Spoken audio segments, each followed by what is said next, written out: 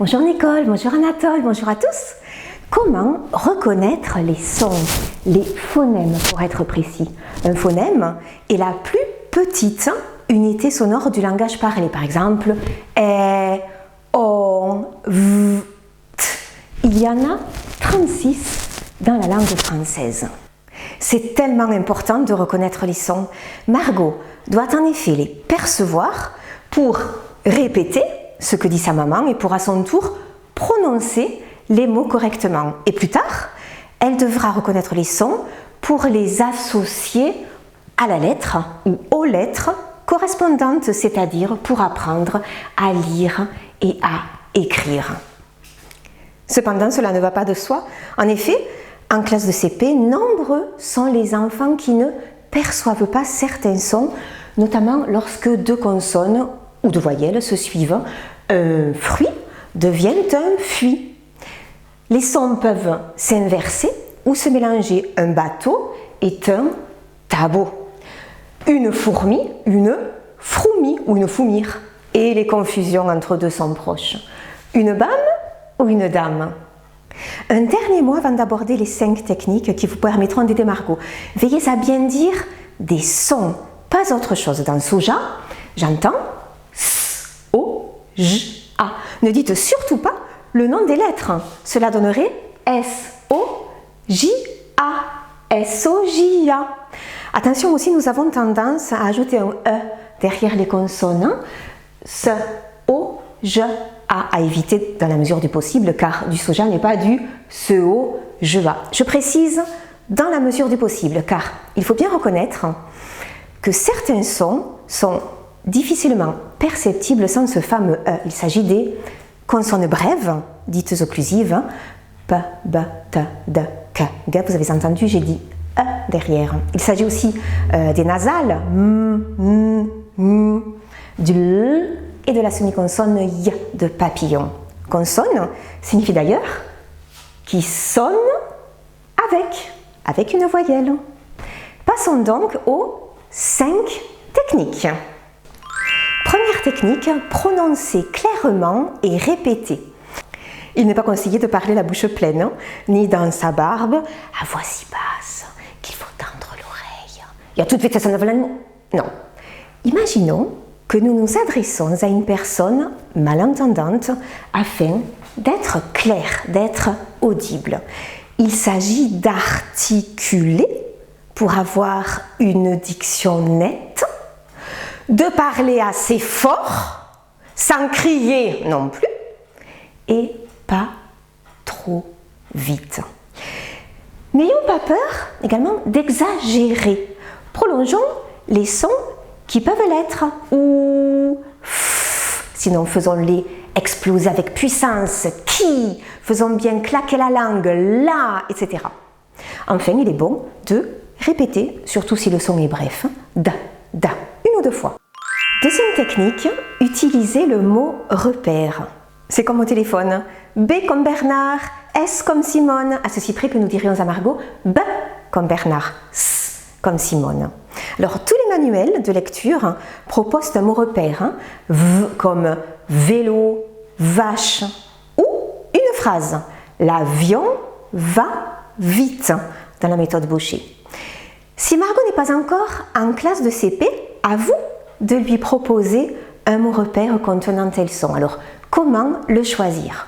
Optez pour un mot qui commence par le son. De sera le de dame, par exemple, pas de cadeau. Optez aussi pour une chose concrète, ou un animal, une personne, on peut les toucher, ou au moins les voir, ne serait-ce que sur une image. Donc, nous aurons le que de carotte, ou de Carole, si la sœur de Margot s'appelle ainsi. C'est mieux que de coincer, n'est-ce pas? Troisième technique, faire observer la bouche. Lorsque Margot apprend un nouveau son, faites-lui observer la façon dont nous le produisons. Formulez de façon explicite ce qui se passe. Margot observera les mouvements de votre bouche et prêtera attention à la sienne. Elle peut toucher ses lèvres, son nez, son cou. Cela est particulièrement utile pour distinguer 2 sons brefs qui se ressemblent, ba, da par exemple. Pour les voyelles d'abord, ou etc. Il y en a 16. Faites observer l'ouverture de la bouche et la position des lèvres. Ma bouche est presque fermée et j'étire les lèvres. O, ma bouche est mi-ouverte et j'arrondis les lèvres. O. De plus, la voyelle résonne-t-elle dans le nez? Oui, ça résonne. C'est une des 4 voyelles nasales. Pour prononcer les consonnes maintenant, ba, gna, etc., il y en a 17, ouvrir la bouche ne suffit pas car nous bloquons ou rétrécissons le passage de l'air. Comment? Un organe mobile vient à la rencontre ou se rapproche d'un organe fixe. Quels sont les organes mobiles qui bougent? La lèvre inférieure, je vous invite à dire le son avec moi pour mieux vous rendre compte, ou la langue, la pointe, le dos de la langue, ou l'arrière. Et les organes fixes, la lèvre supérieure, ba, ba. Les dents du haut, da, da. Ou le palais à différents endroits au niveau des alvéoles, derrière les dents du haut, zzz. Ou derrière les alvéoles, c'est le palais dur, ou au fond, c'est le palais mou, ga, ga. Il se trouve toutefois que certains sons se prononcent avec les mêmes organes fixes et mobiles. On dit qu'ils ont le même lieu d'articulation. Par exemple, pa, ba, ma. Qu'est-ce qui les différencie alors?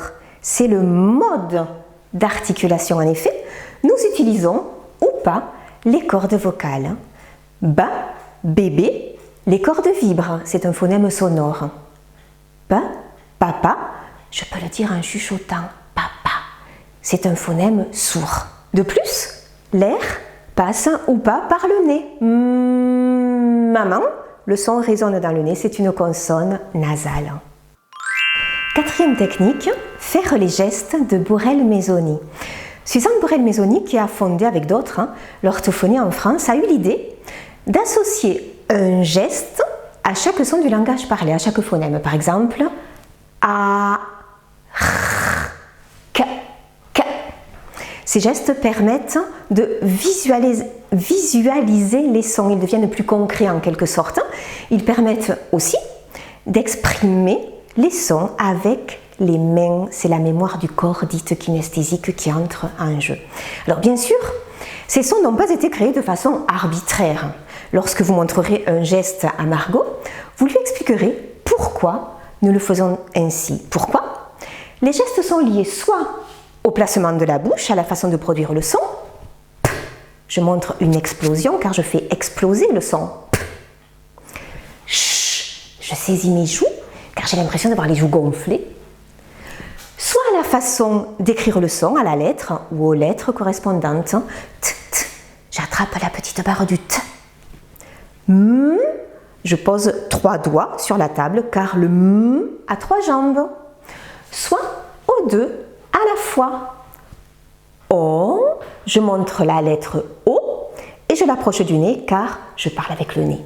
Soit enfin au bruit lui-même. Le son évoque une chose ou un animal. Zzz, c'est la guêpe qui vole.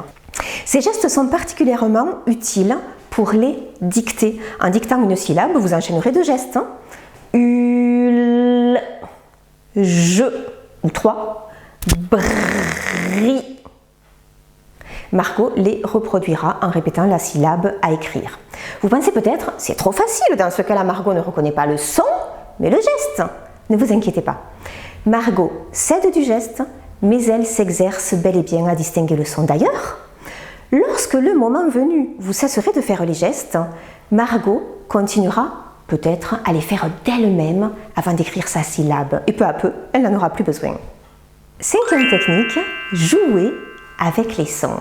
Je vous invite à jouer sans modération avec les sons, et ceci dès le plus jeune âge de Margot. N'attendez pas qu'elle rencontre des difficultés en CP.